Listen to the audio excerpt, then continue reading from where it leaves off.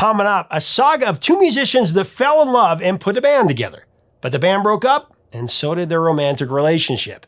Thousands of miles from home, the couple decided to stay united professionally and continue to make music together. The future looked bleak, though. The darkest point was a day when the couple had a huge fight and the woman was convinced that her career as an artist was over.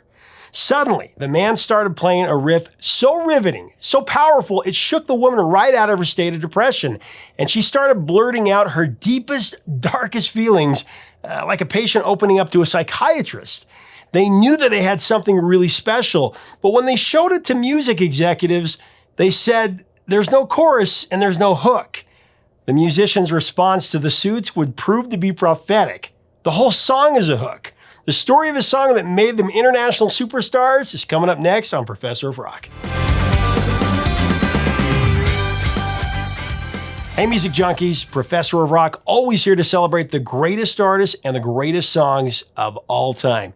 You know, if you remember racing your Hot Wheels, your Tonka trucks, or your Matchbox cars as a kid, you're gonna dig this channel of deep musical nostalgia. Make sure to subscribe below right now, hit the big red button, click the bell so you always know when our latest interviews and videos are coming out. You can also become an honorary producer to help us curate this history and get more content on our Patreon. Check that out below. We also have our merch. It's about keeping the music alive. The Tourists were a British five-piece that made a splash with their cover of I Only Want to Be With You that rose to number 4 on the UK singles chart in 1979.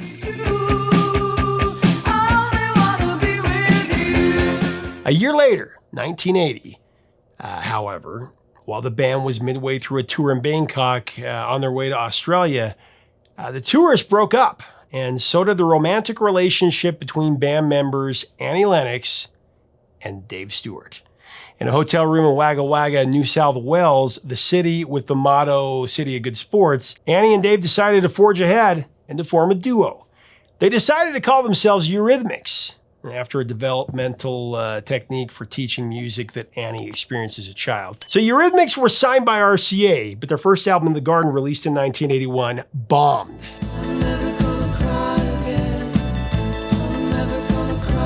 And Dave Stewart and Annie Lennox were broke. And they had to haul their broken down gear in an old Volvo for a series of poorly attended shows they booked entirely on their own. And one of the gigs, Eurythmics played in front of 4 people.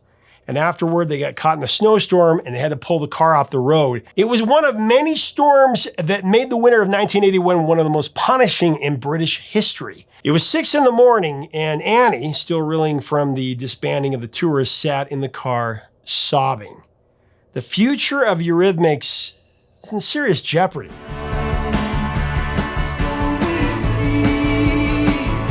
At that moment, Dave realized that he needed to do something. He had to find a way to get new equipment to develop a new sound, for this floundering duo. So Dave went to a local bank and met with a branch manager, and he asked for a loan for him and Annie to get some new equipment. Now, miraculously, the band manager was a fan of the Tourists, and he agreed to give Dave a loan for £5,000 to start a business entity named DNA for Dave and Annie. Now, during that period, Eurythmics had no team of professionals to help them. There was nobody else. It was classic DIY. To survive, Dave took a crash course on virtually everything related to the music industry, from producing your own records and managing your group to how to get financing to buy equipment to actually make a record. With the loan money, though, Dave bought a drum machine and a Roland SH-101 analog synthesizer, both of which were cutting-edge technology back in '81. They set up a home studio in a flat above a factory that made picture frames. So on a day that would prove to be a watershed for Eurythmics, Annie and Dave were in completely different moods. Dave was grateful just to be alive. He was recovering from a collapsed lung that he'd suffered from a head-on car crash while driving at a very high speed between Holland and Germany. Annie, on the other hand, was perhaps at her lowest. She struggled with bouts of heavy depression for years, and the futility of Eurythmics had brought her to the sad conclusion that this was the end of the journey for her as a musician. The breakup of the Tourists had left Annie battered and bruised emotionally, and along the way she encountered what she had called real monsters of the music business. She and Dave, they got into a rip-roaring argument, and Annie was ready to pack her bags and move back to Scotland, call it a day. Annie curled up in the fetal position on the floor of their apartment while Dave manically experimented with the Roland synthesizer. Suddenly, Annie heard Dave play something that instantly pushed her out of her morose state, and it brought her to her feet immediately. What was that? Annie asked in amazement. Dave's noodling had stumbled on a beat and a riff combo that became the intro for Sweet Dreams Are Made of This, parentheses song. Sweet dreams are made of this. Now get this, Dave would later disclose that he accidentally created the well-known bass line for Sweet Dreams when he inadvertently played a track that he had recorded backwards. Now, upon hearing Dave's riff, Annie moved purposefully across the room. She grabbed a borrowed Oberheim OBX synthesizer and started to play a sustained string effect that matched Dave's strange drum pattern. She started to improvise a vocal line. Who am I to disagree? I travel the world. It was an incredible moment of clarity for Annie Lennox. She was able to shake off her sadness and find the strength and the focus to articulate what she had been feeling. Sweet dreams are made of this, who am I to disagree? The opening line of the germinating classic was Annie just bearing her soul. Look at the state we're in, how can it get worse? Annie released the words with vulnerability and hopelessness.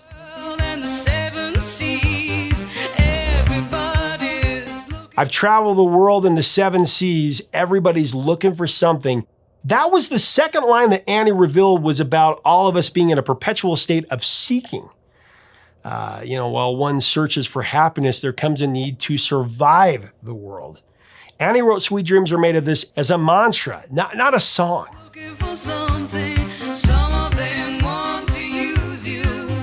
Annie Lennox grew up in a poor blue-collar community. She and her family lived in a 2-room dwelling and had to share one toilet with 5 other families. When she met Dave Stewart in '76, she was working as a waitress in Hampstead, London. Dave walked into the restaurant wearing a fur coat, and he immediately locked eyes with the striking Scottish woman that was waiting tables. Back then, Annie looked nothing like her self-crafted image that she had with Eurythmics. She had more of a hippie look with long brunette hair. Dave was looking for his next career move after his band Long Dancer failed to connect with an audience, despite the recording deal with Elton John's label Rocket Records.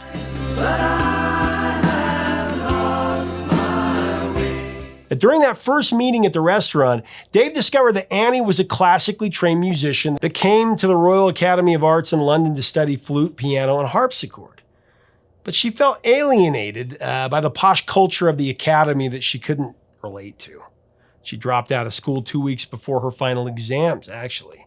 At the restaurant, Annie disclosed that she was a songwriter, and she invited Dave to go home with her so that she could play him some songs that she had written. Needless to say, Dave was duly impressed by what he had heard. Annie and Dave, they became lovers, and shortly after co-founded The Tourists with Long Dancer refugee Pete Coombs. The couple only wrote one piece of music during their 3-year tenure with The Tourists. That was actually an instrumental. As Eurythmics, Annie and Dave, they composed more than 150 songs together. Here comes the rain again, falling on my head like I'm asking you to show me what I like. Don't mess with a missionary man.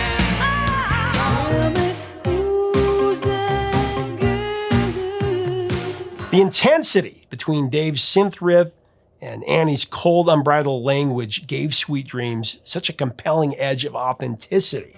Some of them want to get used by you. The lyrics, they came from a dark and solemn place. And Dave was concerned about the song actually being too dark, too hopeless. So actually, he came up with a really cool idea for the song's bridge. To give the listener hope and encouragement to persevere and to fight through the adversity to get to a bright side of life. That's where hold your head up, keep moving on, that came from.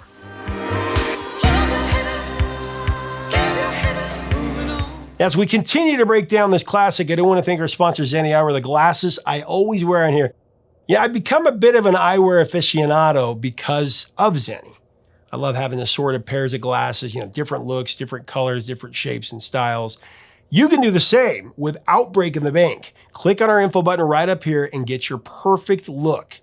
You can actually try them on before you buy them. Fashionable and quality at a great price. Get Zenny today. So when the recording of Sweet Dreams was finished, it was designated as the title track for the second Eurythmics album. In fact, when Dave showed it to some famous music biz people, they were actually perplexed. They said, where's the chorus? Where's the hook? Dave smiled and said, the whole song is the chorus. The whole song is the hook.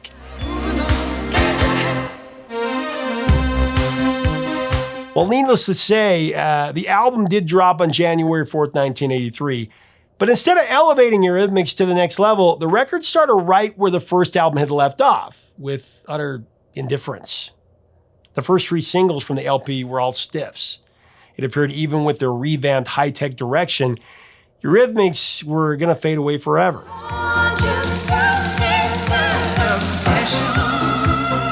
But fate had another plan for Annie and Dave, and it came with the release of Sweet Dreams, the 4th single from the album.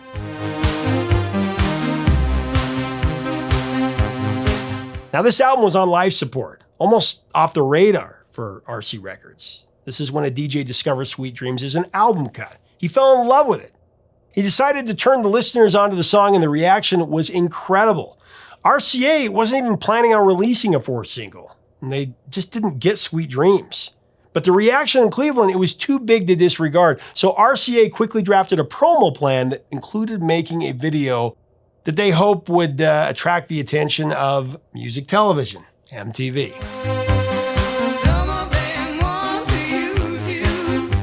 The video of Sweet Dreams, that was built around Annie's desire to break female stereotypes.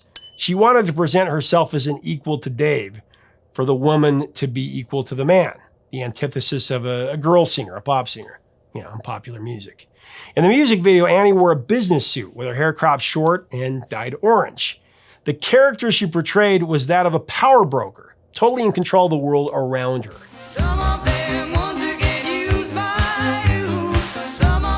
While we're discussing the music video for Sweet Dreams, though, we do have to address the purple cow in the clip. Dave wanted to put a purple cow in the video because he loved the statement that it made. It was based on the imagination of Salvador Dali and Luis Buñuel.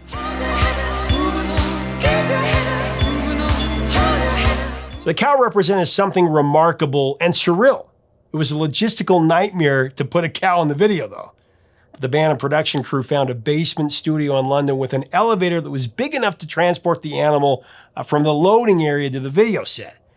On paper, the cow didn't fit the treatment, but Annie described its importance in the book, I Want My MTV. Great book, you gotta check it out. The video is a statement about the different forms of existence, is what she would say. Here are humans with our dreams of industry, achievement, and success, and here is a cow. Some of them want to be abused. That's what she said. The programmers at MTV, they saw the brilliance of the Sweet Dreams video, and once the network got behind the clip with heavy airplay, the song took off, making Annie Lennox and Dave Stewart international superstars.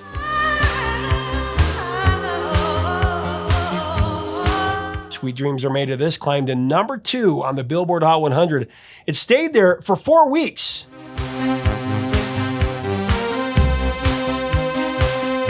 Then it grabbed the top spot on the American Survey in September of 1983, 6 months after the track peaked at number 2 on the British singles chart.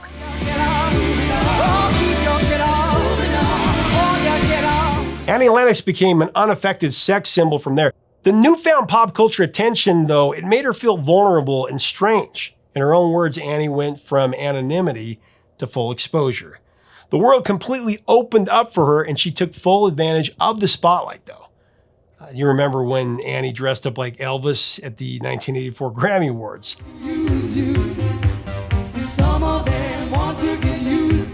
In 2020, Sweet Dreams was inducted into the Grammy Hall of Fame, and then 3 years later, the song was selected by the U.S. Library of Congress for preservation in the National Recording Registry.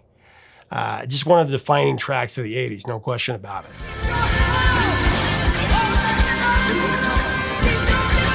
The legacy of Sweet Dreams, though, It's an interesting one, you think about it.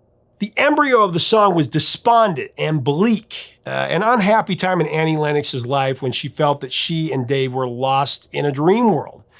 And the big plans that the two made as Eurythmics is just never going to materialize.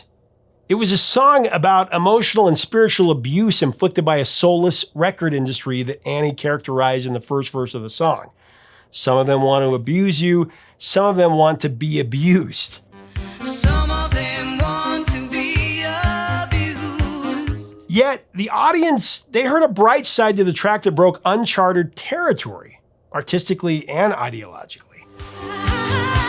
Sweet dreams are made of these. Sweet Dreams, it became a huge dance hit at clubs around the world, and the song struck a chord with future generations of musicians. I mean, the song's been covered more than 150 times. A lot of artists have covered it. Pink, New Kids on the Block, Tracy Bonham. Who am I to disagree? Weezer did a cover as well. Sweet dreams are made of these. There's also several remakes of the song that capture that menacing dark side of the track, versions by Ministry and Marilyn Manson, and those really show it. Always looking for something. Sweet dreams are made of these. When I was a kid and this came out on the radio, I remember my youngest sister was 4 years old. At the time I had 2 sisters and 1 brother. And one time Sweet Dreams Are Made of This came on the radio and we were all singing it. And my little sister started singing really loud. Well, what came out of her mouth, they weren't the right lyrics. She said, "Sweet dreams are made of cheese." We're just laughing our heads off. Sweet dreams are made of these. Sweet Dreams Are Made of This. It stands as a transfixing anthem of 1983, or the 80s, encapsulating the essence of the era's new wave and synth pop movements. Who am I to disagree? I travel the world. It is without question one of the most emblematic and influential songs of that era, characterized by the hypnotic synthesizer riff created by the visionary genius of one Dave Stewart, and the enigmatic lyrics and the otherworldly vocal written and performed by Annie Lennox, one of the best. Sweet Dreams not only dominated the charts in 1983, it also left an eternal marker on our culture, pop culture. And the 7 seas. Everybody's looking for. I mean, that iconic music video that featured Lennox's androgynous image and surreal visuals, it further solidified the song's place in the cultural zeitgeist. Something. Sweet dreams are made of these. Sweet Dreams, it's truly become a timeless classic, celebrated for its innovation and its influence. Everybody's looking for something. Hey, thanks so much for watching. Leave us a comment about Annie Lennox and Dave Stewart and Eurythmics. I think they were such a unique duo. Let's talk about the songs. They're great songs. What else should we cover on here? They had so many good ones. What are your memories of Sweet Dreams Are Made of This? So the video of 1983. What a great year. Let's have a great discussion below. If you like our content, we do invite you to subscribe below. We would love to have you as part of our content, part of our community. Until next time, 3 chords and the truth, my friend.